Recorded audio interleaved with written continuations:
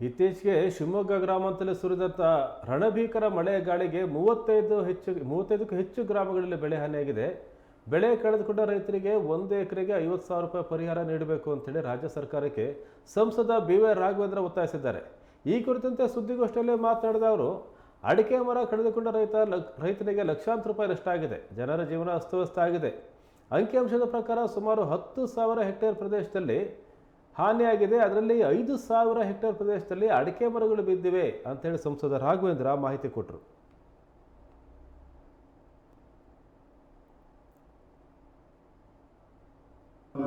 ಹೆಚ್ಚಿನ ಗ್ರಾಮಗಳಿಗೆ ರೈತರಿಗೆ ಬಿರುಗಾಳಿ ಮತ್ತೆ ಮಳೆಯಿಂದ ಹೆಚ್ಚಿನ ಒಂದು ಹಾನಿಯಾಗಿದ್ದು,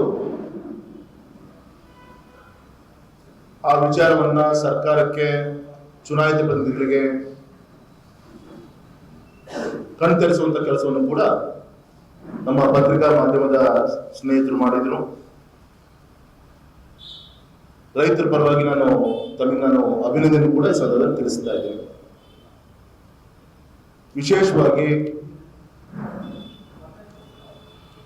ಅವತ್ತು ಸಂಜೆ ಆದಂತ ಗುಡುಗು ಮಿಂಚು ಭದ್ರಾವತಿ ತಾಲೂಕಿನ ಹೊಳೆಯನ್ನೂರು ಹೋಬಳಿ ಈ ಭಾಗದಲ್ಲಿ ಸುಮಾರು ಈಗಿರುವಂತ ಒಂದು ಅಂಕಿಅಂಶದ ಪ್ರಕಾರ ಅವತ್ತೇನು ನಮ್ಮ ಪಕ್ಷದಿಂದ ಒಂದು ಸಮಿತಿ ರಚನೆಯನ್ನು ಮಾಡಿ ನಮ್ಮ ನಿಕಟಪೂರ್ವ ಶಾಸಕರಂತ ಅಶೋಕ್ ನಾಯ್ಕರು, ನಮ್ಮ ಗೌರವಂತ MLC ಅವರಂತ ಡಾಕ್ಟರ್ ಧನಂಜಯ ಸರ್ಜಿ ಅವರು, ನಮ್ಮ ಆ ಭಾಗದ ಪಕ್ಷದ ಅಧ್ಯಕ್ಷರಂತ ಮಲ್ಲೇಶಪ್ಪನವರು, ನಮ್ಮ ರೈತ ಮೋರ್ಚಾ ಇಡೀ ತಂಡ ಭೇಟಿಯನ್ನು ಕೊಟ್ಟಿತ್ತು. ನಾನು ಕೂಡ ಕೆಲವು ಗ್ರಾಮಗಳಿಗೆ ಭೇಟಿ ಕೊಡುವಂತ ಕೆಲಸವನ್ನು ಕೂಡ ಮಾಡಿದೆ. ಎಲ್ಲ ರಾಜಕೀಯ ಮುಖಂಡರು ಕೂಡ ಭೇಟಿಯನ್ನು ಕೊಟ್ಟಿದ್ದಾರೆ. ಈ ಸಂದರ್ಭದಲ್ಲಿ ನಮ್ಮ ಹೊಳೆನೂರು ಭಾಗದಲ್ಲಿ ಹೋಬಳಿಯಲ್ಲಿ ಆದಂತ ಸುಮಾರು 35 ಗ್ರಾಮಗಳಿಗೇನು ಹತ್ತತ್ರ ಇದರ ಒಂದು ಬರಸಿಡಿಲು ರೈತರಿಗೇನು ಆಗಿದೆ. ಮತ್ತೆ ನಮ್ಮ ಶಿವಮೊಗ್ಗ ತಾಲೂಕಿನ ಹೊಳಲೂರು ಮತ್ತೆ ಹಾರ್ನಹಳ್ಳಿ ಹೋಬಳಿ ಭಾಗದಲ್ಲಿ ಸುಮಾರು 25 ಗ್ರಾಮಗಳಿಗಿಂತ ಹೆಚ್ಚಿನ ಗ್ರಾಮಕ್ಕೆ ರೈತರಿಗೆ ಸಾಕಷ್ಟು ಹಾನಿಯಾಗಿದೆ. ಬೆಳೆದು ನಿಂತ ಅಡಿಕೆ ಮರಗಳು ಒಳ್ಳೆ ಹಿಂಗಾರು ಒಟ್ಟು ಫಸಲು, ಕೆಲವು ಕಡೆಗೆ ಫಸಲು ಕೊಯ್ಯುವಂತ ಒಂದು ಅವಕಾಶ, ಗೊನೆ ಸಮೇತ ಮರಗಿಡಗಳು ಮುರಿದು ಬಿದ್ದಿದೆ. ಮನೆಗಳು ಹಾಕಿದಂತ ಹಂಚಿರ್ಬೋದು, ತಗಡಿರ್ಬೋದು, ಆಸ್ ಪರ್ ಶೀಟ್ಸ್ಗಳಿರ್ಬೋದು, ದಿಕ್ಕಾಪಾಲಾಗಿ ಅದು ದಿಕ್ಕಲು ಹಾರ್ಕೊಂಡು ಹೋಗಿದ್ದಾವೆ. ಅದರಿಂದ ಮನೆಯಲ್ಲಿರುವಂತ ವಸ್ತುಗಳು ಕೂಡ ಒದ್ದೆ ಆಗಿದೆ, ಕೊಚ್ಕೊಂಡು ಹೋಗಿದೆ. ಒಂದು ಪ್ರಾಣಹಾನಿ ಬಗ್ಗೆ ವರದಿನೂ ಕೂಡ ಬಂದಿದೆ. ವಿಶೇಷವಾಗಿ ಕಳೆದ 2-3 ದಿನದಿಂದ ವಿದ್ಯುತ್ತಿನ ಅವ್ಯವಸ್ಥೆ, ಕಂಬಗಳು ಮುರಿದು ಬಿದ್ದಿದೆ. ಸುಮಾರು 200-400 ಎಲೆಕ್ಟ್ರಿಕಲ್ ಪೋಲ್ಸ್ ಆ ಕಡೆ ಡ್ಯಾಮೇಜಸ್ ಆಗಿದೆ. ಈ ರೀತಿಯಂತ ಒಂದು ಇದ್ದಕ್ಕಿದ್ದಂತೆ ಮೇಘಸ್ಫೋಟ ಆಗಿ ಕೆಲವು ಪಾಕೆಟ್ಗಳಲ್ಲಿ, ಆ 2 ಹೋಬಳಿಗಳಲ್ಲಿ ಇಡೀ ಜನಜೀವನವೇ ಅಸ್ತವ್ಯಸ್ತ ಆಗಿದೆ. ರೈತರು ಪಾಪ ಏನ್ ಮಾಡ್ಬೇಕು ಅಂತೇಳಿ ಅವ್ರಿಗೆ ತೋರಿಸ್ತಾ ಇಲ್ಲ. ಎಲ್ಲೋ ಒಂದ್ ಕಡೆಗೆ ಆಶಾದಾಯಕ ಸರ್ಕಾರ ಇದೆ, ಚುನಾಯಿತ ಪ್ರತಿನಿಧಿಗಳು ಬಂದು ಹೋಗಿದ್ದಾರೆ, ಏನಾದ್ರೂ ಒಂದು ನ್ಯಾಯ ಸಿಗ್ಬೋದು ಅಂತೇಳಿ ಕಾಯ್ತಾ ಇವತ್ತು ಕೂತಿರೋದು ಕೂಡ ನಾವೆಲ್ಲರೂ ಕೂಡ ದೃಶ್ಯವನ್ನ ತಾವೇ ಮಾಧ್ಯಮದ ಮುಖಾಂತರ ಈ ರಾಜ್ಯಕ್ಕೆ ತೋರಿಸುವಂತ ಕೆಲಸವನ್ನು ಕೂಡ ತಾವು ಮಾಡಿದಿರಿ. ಮತ್ತು ವಿಶೇಷವಾಗಿ ಈ ಸಂದರ್ಭದಲ್ಲಿ ನಮ್ಮ ಗೌರವಿತ ಪ್ರಭಾರಿ ಜಿಲ್ಲಾ ಅಧಿಕಾರಿ ಹೇಮಂತ್ ಇರ್ಬೋದು, ನಮ್ಮ ADC ಇರ್ಬೋದು, AC-ಗಳಿರ್ಬೋದು, RIVA-ಗಳಿರ್ಬೋದು, ಇಡೀ ಸರ್ಕಾರಿ ಇನ್ಸ್ಟ್ರೂಮೆಂಟ್ಸ್ ರಶ್ ಆಗಿದ್ದಾರೆ, ಗಮನಿಸುವಂತ ಕೆಲಸ ಕಾರ್ಯಗಳನ್ನ ಮಾಡಿದ್ದಾರೆ.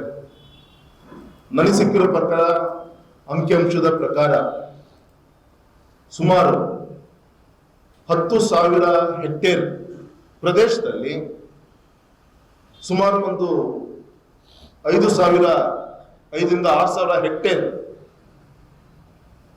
ಅಡಿಕೆ ತೋಟಗಳು ಪೂರ್ತಿ ನಾಶ ಆಗಿದೆ. ಸುಮಾರು 10ರಿಂದ 12,000 ಹೆಕ್ಟೇರ್ ಪ್ರದೇಶದಲ್ಲಿ ಸುಮಾರು 5ರಿಂದ 6,000 ಹೆಕ್ಟೇರ್ ಸಂಪೂರ್ಣವಾಗಿ ಅಡಿಕೆ ಮರಗಳು ಬಿದ್ದೋಗಿದೆ, ಮುರಿದೋಗಿದೆ, ಬಾಗಿದವೆ. ಬುಡ ಸಮೇತ ಬಾಗ್ ನಿಂತ್ಕೊಂಡಾಗ ಅದು ಮತ್ತೆ ಮರುಜೀವನ ಕೊಡ್ಲಿಕ್ಕೆ ಆಗಲ್ಲ. ಅದಕ್ಕೆ ಈ ರೀತಿಯಂತ ದೊಡ್ಡ ಒಂದು ಡಿಸಾಸ್ಟರ್ ನಮ್ಮ ಯಾವತ್ತೂ ಕೂಡ ಈ ಒಂದು ಏಪ್ರಿಲ್ ಮಂತಲ್ಲಿ ನಾವು ನೋಡಿದ್ದಿಲ್ಲ. ದೊಡ್ಡ ಒಂದು ಹಾನಿ ನಮ್ಮ ರೈತ ಕುಲಕ್ಕೆ ಆಗಿದೆ. ಹಾಗಾಗಿ ಈ ಸಂದರ್ಭದಲ್ಲಿ ತಮಗೆಲ್ಲರೂ ಕೂಡ ಗೊತ್ತಿದೆ, NDRF ಇಂದ, ನ್ಯಾಷನಲ್ ಡಿಸಾಸ್ಟರ್ ರೆಸ್ಪಾನ್ಸ್ ಫಂಡ್ ವತಿಯಿಂದ ಮತ್ತೆ ನಮ್ಮ ಸ್ಟೇಟ್ ಡಿಸಾಸ್ಟರ್ ಫಂಡ್ ಇಂದ, SDRF ಇಂದ ಪ್ರತಿ ಹೆಕ್ಟೇರಿಗೆ 31,000, ಮೊದಲು 24 ಇತ್ತು, ಮತ್ತೆ ರಿವ್ಯೂ ಮಾಡಿ ಈ ಕಳೆದ 2 ವರ್ಷದಿಂದ 31,000 ಆಗಿದೆ. ಇದರಲ್ಲಿ 75% ಕೇಂದ್ರ ಸರ್ಕಾರ, 25% ರಾಜ್ಯ ಸರ್ಕಾರ ಹಣವನ್ನ ಕೊಡಬೇಕು ಅಂತೇಳಿ ಈ ಒಂದು ಕಾನೂನಲ್ಲಿ ಇದೆ. ಆದ್ರೆ ನಾನು ಗಮನಿಸಿದ ಪ್ರಕಾರ ಒಬ್ಬ ರೈತ ಬೆಳೆಗಾರನಾಗೂ ಕೂಡ ಒಂದು ಅಡಿಕೆ ಮರದ ಆಯಸ್ಸು ಒಂದು 6ರಿಂದ 21 ವರ್ಷ. ಯಾವ ರೀತಿ ಮನುಷ್ಯನಿಗೆ ಆ ಒಂದು ವಯಸ್ಸನ್ನ ಹೇಗೆ ಮೆನ್ಷನ್ ಮಾಡ್ತೀವಿ, ಅದೇ ರೀತಿ ಗಿಡಕ್ಕೂ ಕೂಡ ಆ ಸಂದರ್ಭದಲ್ಲಿ ಆ ಆಯಸ್ಸನ್ನ ಇಟ್ಟು ಮೌಲ್ಯಮಾಪನವನ್ನು ಮಾಡಿ ನಾವು national highway, railway purpose land acquisition ಮಾಡಬೇಕಾದಾಗ ಒಂದು ಗಿಡಕ್ಕೆ ನಾವು 3,500ರಿಂದ 4,000 ರೂಪಾಯಿ ಕೂಡ ಪರ್ ಟ್ರೀಗೆ ನಾವು ಹಣವನ್ನು ಕೊಡುವಂಥದ್ದು ಗೊತ್ತಂತ ವಿಚಾರ. ಹಾಗಾಗಿ ಈ ಸಂದರ್ಭದಲ್ಲಿ ಈ ಒಂದು NDRF, SDRF ನಾಮ್ಸ್ ಪ್ರಕಾರ ತೆಗೆದುಕೊಂಡ್ರು ಕೂಡ ಒಂದು ಹೆಕ್ಟೇರಿಗೆ 31,000 ಕೊಟ್ಟರೂ ಕೂಡ ಯಾವುದೇ ಕಾರಣಕ್ಕೂ ಕೂಡ ಸಾಕಾಗಲ್ಲ. ನೀವು ನೆನಪಿರ್ಬೋದು, ಹಿಂದೆ ಸನ್ಮಾನಿತ ಯಡಿಯೂರಪ್ಪನವರು ರಾಜ್ಯದ ಮುಖ್ಯಮಂತ್ರಿಗಳಿದ್ದಾಗ ಈ ರೀತಿ ಸಾಕಷ್ಟು ಸಮಸ್ಯೆಗಳಾಯಿತು. ಅನೇಕ ಮಠ ಮಂದಿರಗಳು, NGOsಗಳ ಸಹಕಾರದಿಂದ ಮನೆನೇ ಕಟ್ಕೊಡುವಂಥ ಕೆಲಸಗಳಾಯಿತು. ಅದೇ ರೀತಿ ಒಂದು ಮನೆಗೆ ನಿಮ್ಮ NDRF ನಾಮ್ಸು 1.25 ಲಕ್ಷ ಇದ್ರೂ ಕೂಡ ಪಕ್ಕ ಮನೆಗಳಿಗೆ ಅದಕ್ಕೆ 5 ಲಕ್ಷ ರೂಪಾಯಿಯನ್ನ ಕೊಡಬೇಕು ಅಂತೇಳಿ ಆದೇಶವನ್ನು ಜಾರಿಗೆ ತಂದು ಅದು ಮೊನ್ನೆಯವರು ಕೂಡ ಕಾನೂನು ಜಾರಿಗಿತ್ತು. ಇತ್ತೀಚಿನ ಸರ್ಕಾರ ಅದನ್ನ ಸಂಪೂರ್ಣವಾಗಿ ಕೊಡುವಂತ ಕೆಲಸ ಆಗ್ತಾ ಇಲ್ಲ. 2 ಲಕ್ಷ, 3 ಲಕ್ಷ ಒಂದೊಂದ್ ಕಡೆ ಮಾಡಿದ್ದಾರೆ. ಹಾಗಾಗಿ ರಾಜ್ಯ ಸರ್ಕಾರ ವಿಶೇಷವಾದಂತ ಸ್ಪೆಷಲ್ ಪ್ಯಾಕೇಜ್ ಆಗಿ ಈ ಬಾರಿ ಇದನ್ನು ಕನ್ಸಿಡರ್ ಮಾಡಿ 1 ಹೆಕ್ಟೇರಿಗೆ 1 ಲಕ್ಷ ರೂಪಾಯಿ ಆದ್ರೂ ಕೂಡ ಕೊಡಬೇಕು.